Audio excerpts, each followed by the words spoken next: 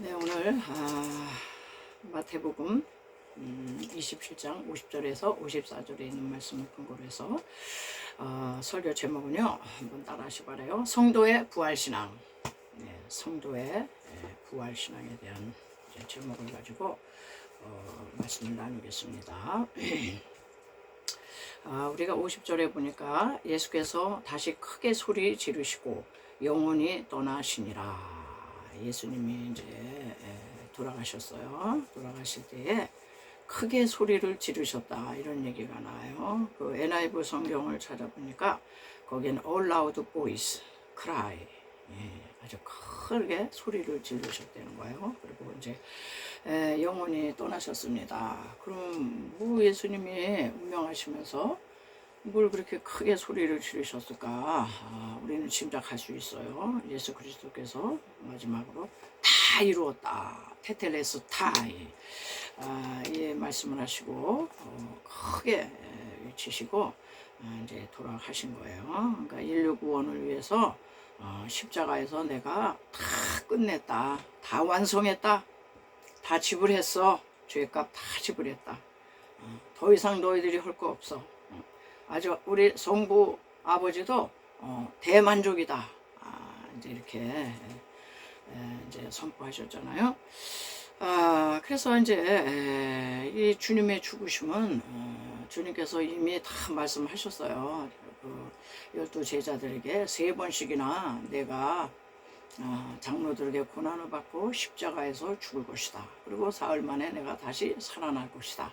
이 얘기를 누누이 했지만 제자들은 십자가에 대한 얘기를 아주 듣기를 힘들어했어요. 그래서 일부러 못 들은 척하고 그리고 베드로는 막 말리면서 예수님을 그냥 책망까지 하면서 그렇게 하시면 안 됩니다, 이러면서 하여튼 십자가를 다 이렇게 밀어냈어요.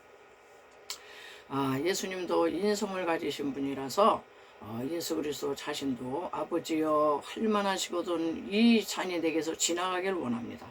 3번씩이나 성부 하나님께 그렇게 탄원을 했지만 결국은 당신의 뜻을 꺾으시고 그저 아버지의 뜻대로 되기를 원합니다. 그래서 이제 십자가에서 이제 고난을 당하셨죠. 요한복음 12장 24절에서도 한 알의 밀이 땅에 떨어져 죽어 많은 열매를 맺게 된다. 그러니까 당신이 한 알의 밀알처럼 이제 죽게 될 것을 이제 말씀하신 거죠. 그래서 이 부활은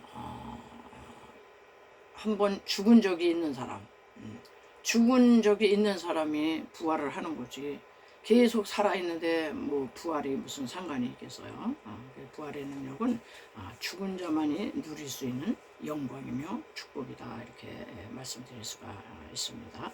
사실 우리 그 법정적으로는 예수 그리스도와 함께 세례 받을 때 십자가에 그분과 함께 우리의 자아도 거기에 죽은 겁니다. 그분이 그 십자가에 못 박혀 죽으실 때 그분을 믿는 순간 이제 세례 받을 때 우리도 사실 죽은 거예요. 그런데 마치 사탄은 우리에게 자아가 살아있는 거 마냥 속입니다. 야, 넌 자존심도 없냐? 우리를 막 이렇게 추워주는 것처럼, 아주 우리를 알아주는 것처럼, 그러면서 자꾸 우리 옛자를 십자가에서 이미 처리된 우리인데 사단은 와서 자꾸 옛자를 되살려요. 살금살금 자꾸 되살리면서 그러면서 예수를 믿어도 이런 자존심은 지켜야 되고, 너의 명성과 너의 영예와 너의 행복은 누릴 줄 알아야지. 그렇게 그래서 우리는 사탄에게 속아가지고 사실 법정적으로는 예수님이 십자가에 못 박혔을 때 우리의 옛자도 사실 거기 못 박힌 겁니다. 그런데 자꾸 우리는 내 이게 육체의 종류, 안목의 종류, 이생의 자랑, 자기 생각, 자기 주장, 자기 연애, 자기 똑똑, 자기 방법, 이거를 자꾸 우리는 아주 이렇게 자꾸 살려요. 그래서 그대로 하고 싶은 거예요. 예수 그리스도께서 이제 크게 소리를 지르시고 영원히 떠나시자 51절에 보시면 이에 성소 휘장이 위에서부터 아래로 찢어져 둘이 되고, 이런 말씀이 있어요. 그때 당시 구약 시대 예수님 당시에는 이제 뭐예요, 성전에 딱 이제 성전문에 들어가면은 안뜰이 펼쳐지면서 번제단이 있어요. 거기서 짐승들 끌고 와가지고 죄를 이제 해결을 하고 그리고 그 피를 들고 이제 제사장들이 성소에 들어가고 지성소가 있는데 지성소는 대제사장의 1년 1차 딱 한 번만 들어가는 곳이 있어요. 거기가 지성소는 하나님의 임재가 가장 강력하고 정말 아무나 거기 함부로 들어왔다가는 그냥 직사하는 거예요. 하나님의 영광의 쇠키나가 얼마나 강력한지 대제사장도 1년에 딱 한 번 속죄일 날 염소의 피와 송아지의 피를 들고 속죄하면서 두렵고 떨림으로 그냥 벌벌 떨면서 들어가는 곳이 그곳입니다. 왜냐하면 하나님은 너무 거룩하신데 우리는 너무 죄에 물들어 있기 때문에 죄의 이씨는 하나님 앞에 그냥 들어갈 수가 없는 곳이에요. 그런데 글쎄 이 성소와 지성소를 딱 차단하는 차단막이 있었는데 성경에는 그 휘장이 위에서부터 아래로 딱 찢어졌다고 이렇게 얘기를 해요. 이 성소와 지성소에 이제 구분이 없어진 거예요. 그냥 하나님의 영광의 쇠키나 앞으로 직통으로 나가는 아주 직행이 열렸어요. 자, 이 말씀을 바울은 히브리서 10장 20절에서 그 길은 우리를 위하여 휘장 가운데로 열어놓으신 새로운 살 길이요 휘장은 그의 육체니라. 예수님이 그 당신의 육체를 찢으시고 우리에게 하나님께로 나아가는 그 길을 아주 직통으로 열어놓으셨다는 그런 이제 의미죠. 그래서 그때 당시에 이제 예수님 당시에 계속 짐승 제사가 진행되고 있었고요. 아론 계통의 사도 계통의 제사장들이 계속 다 제사 집전을 했습니다. 그리고 성소와 지성소가 딱 그 휘장으로 가려져 있었어요. 이 휘장이 이렇게 어느 정도의 휘장이냐? 이 휘장은 두께가 9m, 두께가 10cm라고 그래요. 10cm고 높이가 18m. 얼마나 높은지 몰라요. 그리고 두께가 그 폭이 9m다. 그래서 홍색, 청색, 자색 실과 가늘게 꼰 배실로 이렇게 꼬아서 만든 휘장이래요. 그러니까 황소 2마리가 양옆에서 반대편에서 끌어도 이거는 절대 찢어지지 않는 그렇게 질긴 천이었다. 이제 이렇게 얘기를 하고 있어요.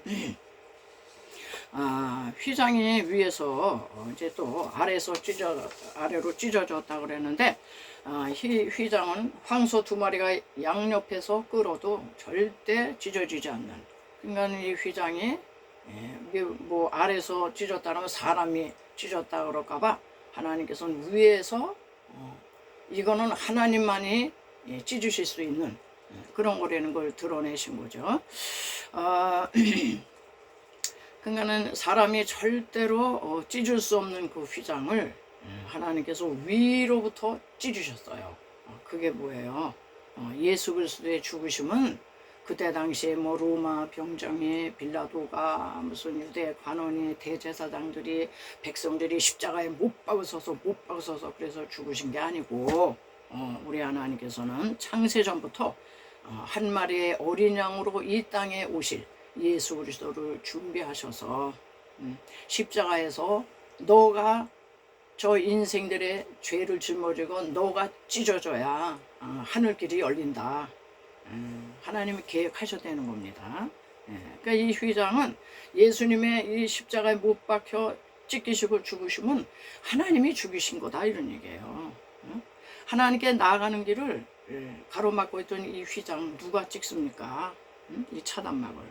그러니까 하나님이 직접 찢으셔야 됐어요. 왜 그래요?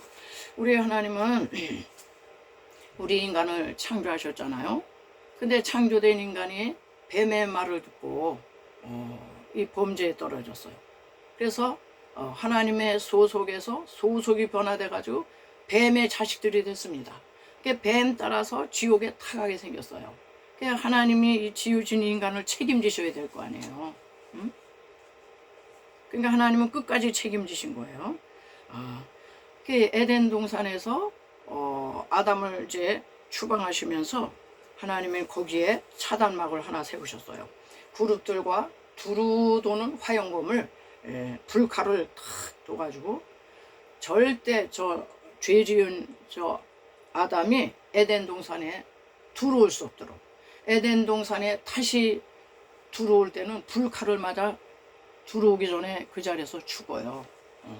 이렇게 차단막을 딱 에덴 동산의 입구에 딱 설치하셨는데, 그 차단막을 세우신 하나님이 이제는 첫 아담이 실패한 그것을 둘째 아담 예수 그리스도를 보내셔가지고 친히 불칼을 맞으신 거지. 십자가에서 두루 도는 화영검 불칼이잖아요.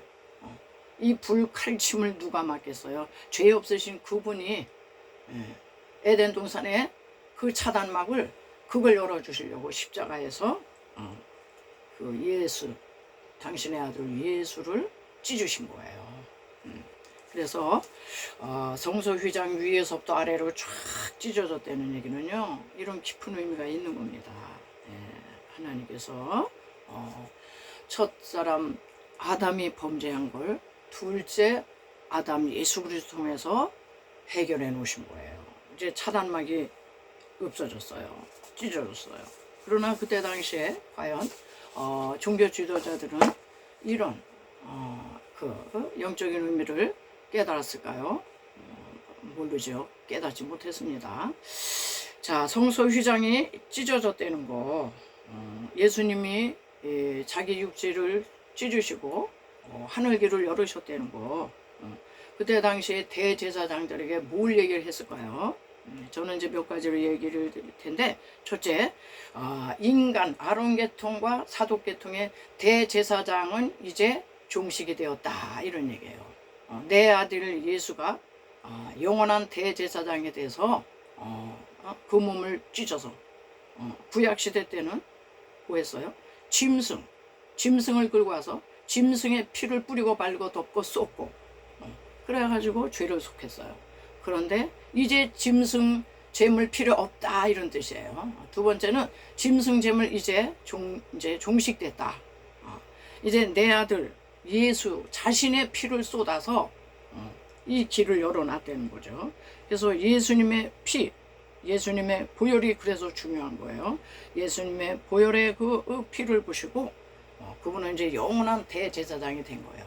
인간 아론 계통에 아무리 경건해도 사독 계통의 제사장은 더 필요 없다. 그런 제사 나한테 이제 소용이 없어, 그런 뜻이죠. 그리고 세 번째, 예수 그리스도께서 이렇게 십자가에 죽으심으로써 세 번째는 옛 언약, 구약 시대 때 오실 것이다 했던 그 메시아 그리스도에 대한 옛 언약이 다 이제 성취됐고, 이제 옛 언약은 폐기됐다. 이제 새 언약의 중보자 대신 내 아들 예수를 믿어라. 예수 그리스도는 이제 새 언약 시대를 알리는 거예요. 자, 그래서 이제 짐승 제사에서 인간 대제사장, 인간 레위인들, 뭐 그 짐승 제물 그런 게 다 폐해지고 이제는 신령과 진리로 드리는 예배, 예수의 이름을 앞세우고 예수의 보혈을 우리가 의지해서 이렇게 나가는 그 예배, 그 예배를 바꿔놓으신 거예요. 자, 이렇게 성소 휘장이 이제 위에서 아래로 찢어지게 되자 어떤 현상이 일어났습니다. 여기 이제 51절에 보시면은 이에 성소 휘장이 위로부터 아래까지 찢어져 둘이 되고 땅이 진동하며 바위가 터지고, 이게 지각 변동이 일어났어요. 이 지각 변동이 일어나는데 땅이 막 진동해, 지진이 일어났던 것 같아요. 그래가지고 보니까 바위가 막 터져 나오는 겁니다. 이제 이 성소 휘장이 찢어지면서 여기 네 가지의 이제 사건들이 쭉 나오는데 현상들이 나타나고 있어요. 요거를 또 이제 좀 말씀을 드리겠습니다. 이제 땅이 진동하며 바위가 터졌다. 이런 얘기는 성경에서 이 땅은 사람들의 마음밭이에요. 아담이 범죄함으로써 우리 사람들의 마음밭이요 절대 옥토가 아닙니다. 복음서에서 얘기하는 길가밭, 가시떨리밭, 뭐 돌짝밭, 또 뭐 옥토밭, 이제 이렇게 마음밭들이 다 달라요. 아담이라는 말도 아담아라고 하는 이제 이 땅, 흙에서 이제 왔기 때문에 우리의 마음밭이 하나님께서 하나님께서 정말 이 진동을 일으키셔서 우리의 마음에 지각 변동이 와야 된다, 이런 얘기예요. 사도 바울도 로마서 12장 1, 2절에 그러잖아요. 너희는 마음의 변화를 받아. 이게 마음의 변화가 와야 돼. 마음밭이 우리는 가만 놔두면 우리 마음밭은요 아주 길가밭이에요. 사람들이 그냥 이 말 저 말하고 세상 지식 정보로 충만해서 그냥 우리가 주님을 묵상 안 하고 기도 생활 안 하고 그러면 우리는요 사람들이 많이 밟고 다닌 그 맨질맨질한 길가밭 같이 돼요. 하나님의 은혜를 못 받습니다. 가시떨기 늘 그냥 근심이 없는 이 세상에 이 재물에 치우쳐서 돌짝밭 자기 그냥 고집이 많아가지고 말씀이 착상이 안 돼요. 더러는 또 옥토가 있다고 그랬어요. 하나님께서는 우리 성도들이 부활신앙을 우리가 유지하고 부활신앙을 갖고 위해서는 너희들 마음에 지각 변동이 일어나야 된다. 마음에 좀 지진이 일어나서 마음밭을 그냥 갈아엎어야 된다. 아주 큰 바위 같은 것이 막 터져 나가야 되는 거예요. 교만과 아집과 아주 자만심과 자긍심과 자화자찬, 자기자랑, 자기 아주 이런 거를 그냥 막 깨트려 나가야 된다는 거예요. 우리가 이제 부활 생명이잖아요. 이미 부활하셔서 부활 생명 주셨는데도 우리는 아직도 우리 마음밭에 지각 변동이 이루어지지를 않은 성도들이 많아요. 그래서 이제 땅이 진동하며 바위가 터졌다, 이런 현상이 나타났다, 이런 얘기를 하고요. 두 번째, 그러고 나니까 52절에 보면 무덤들이 열리며 무덤이 그냥 그때 많이 열렸다 그래요. 그래서 자던 성도의 몸이 많이 일어나대 무덤들이 열렸다 그랬어요. 예수 그리스도께서 십자가에서 죽으시고 사흘 만에 부활하셨을 때 무덤문을 최초로 깨뜨리고 나오신 분이 주님이시잖아요. 그래서 잠자는 자들의 첫 열매로 우리 예수님이 이제 무덤문을 탁 열으셨어요.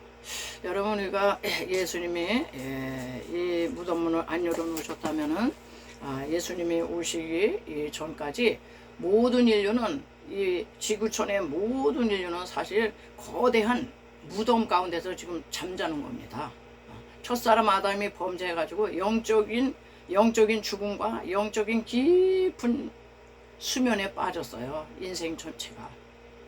그래서 첫사람 아담은 범죄함으로 우리의 영을 죽게 했고 우리의 영을 잠자게 했는데, 둘째 아담 예수님을 보내셔가지고 영을 막 흔들어 깨우시는 거예요. 아멘. 우리 믿는 사람들은요, 믿는 순간 하나님께서 영적인 무덤에서 우리를 흔들어 깨우신 겁니다. 우리의 영은 죽어 있지 않아요. 그래서 작동을 하게 돼 있어요. 그리고 깊은 잠에서 우리를 깨우신 겁니다. 여러분, 깨어나셔야 돼요. 예수 믿으면서도 부활이고 뭐 십자가고 뭐 그냥 믿어도 그냥 뭐 별 달라지는 것도 없고 그냥 뭐 그렇다 이러면요 아직 그 부활의 참 기쁨을 맛보지 못한 거예요. 이 지각, 마음의 지각 변동이 일어나셔야 돼요.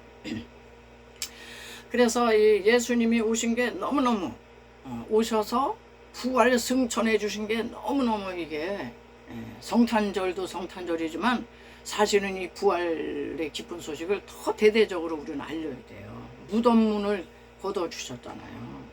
무덤에서 잠자는 사람이 스스로 무덤문 열 수 있나요? 우리는 절대로 무덤에서 스스로 못 나옵니다. 주님이 탁 열어놓으셨어요. 거대한 무덤 속에서 70억의 인구가 그냥 다 영적인 잠을 자고 영적으로 죽어 있고 그런데 2000년 전에 오셔서 무덤 뚜껑을 탁 열으셨어요. 그게 지금 25억이 예수를 믿고 잠에서 영적인 잠에서 깨어났습니다. 여러분. 그게 우리는 그 전까지는 영적으로 다 죽은 자였어요. 에베소 2장 1절 보면 그는 허물과 죄로 죽었던 너희를, 죽을 너희들이 아니라 이미 죽었다는 거예요. 그게 죽은 무덤 속에서 영적인 잠을 깊이 자는 아담의 첫 아담의 후손들을 깨우러 오신 겁니다. 얼마나 감사한지 모르겠어요. 이렇게 영적인 잠에서 우리를 이제 깨워놓으셔서 이제 무덤들이 열리면서 새로운 세계가 열렸잖아요. 무덤을 생각해 보세요. 거기 절대 절망이죠. 캄캄하고 축축하고 온갖 그냥 잡벌레들이 있고 썩어가는 냄새가 나고 이런 곳에 햇빛이 탁 들면서 무덤 문이 열리면서 새로운 세상, 빛의 나라로 이 잠자던 성도들이 보니까 자던 성도의 몸이 많이 일어나대.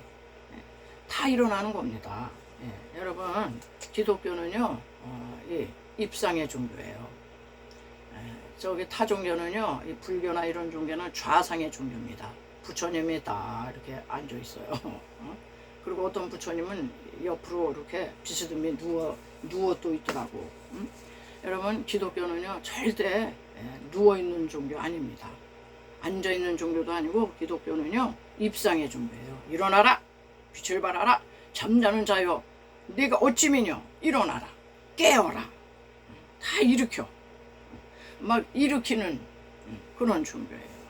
그래서 성령님, 부활의 영이신 성령님이 임하시면요, 성령님이 임한 사람이 가만히 앉아있고 그냥 누워있고 그냥 늘 잠자고 있고 이런 사람 없어요. 아주 역동적이고 진취적이고 아주 전진적이고 뭐 일어납니다. 진짜 일어나서 빛을 발하라고 말씀하세요. 그런데 마귀는요 자꾸 잡아뜨려. 아주 이 게으름이 악입니다. 게을러 터져. 게을르고 그냥 어떻게 하면 더 편할까, 편할 생각만 해요. 그런데 여러분, 무덤에서 자던 성도의 몸이 많이 일어나더니 이 사람들이요 50절에 보니까는 예수의 부활 후에 그들이 무덤에서 나와서 그 이제 무덤에 더 있을 필요가 없어요.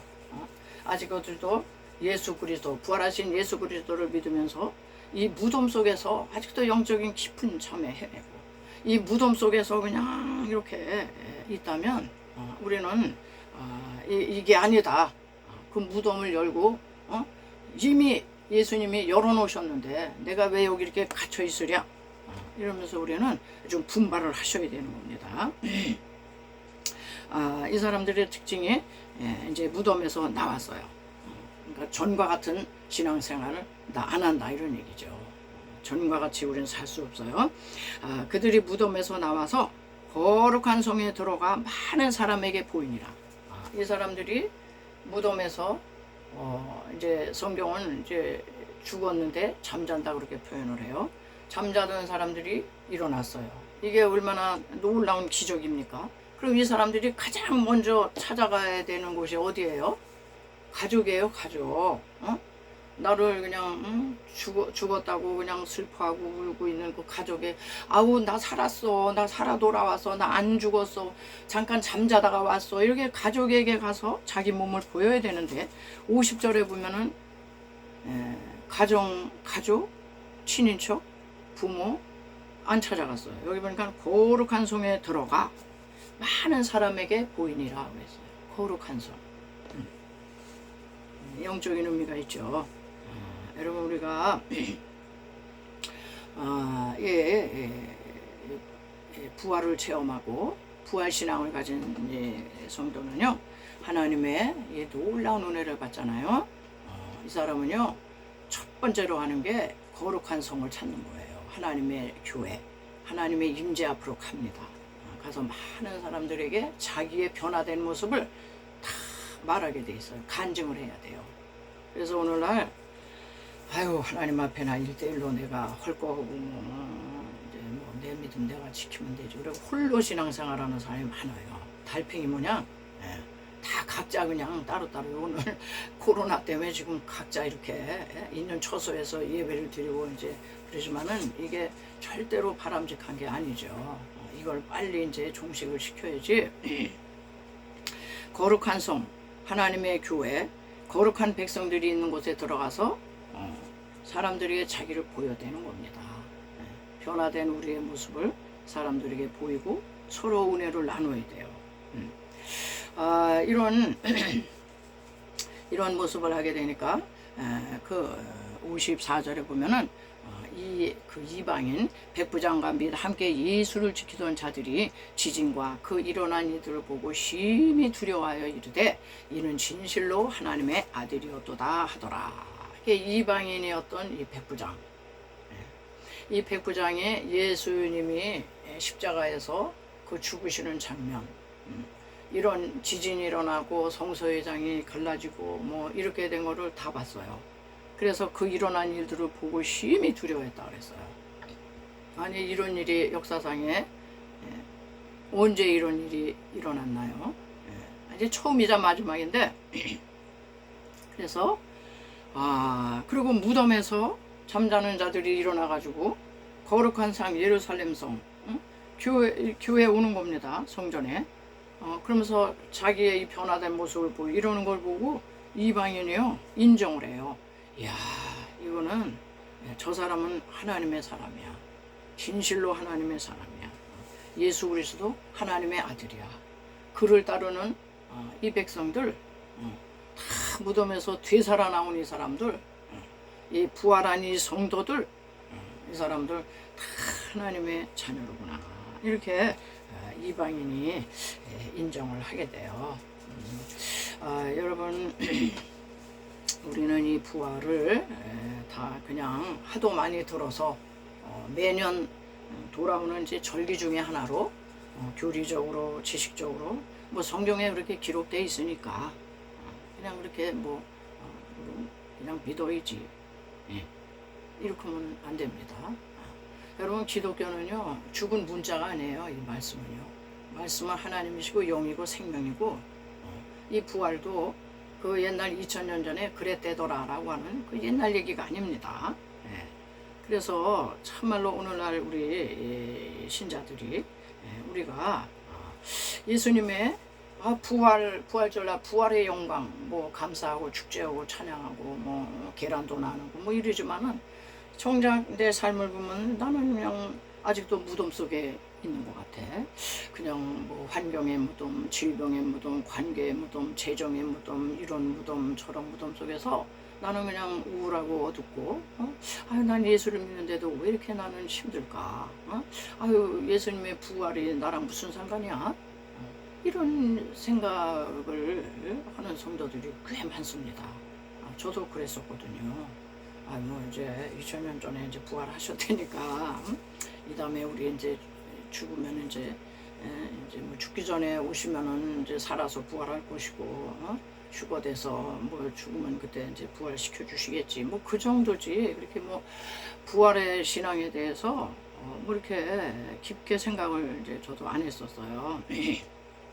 그런데 이게 원칙이 있어요.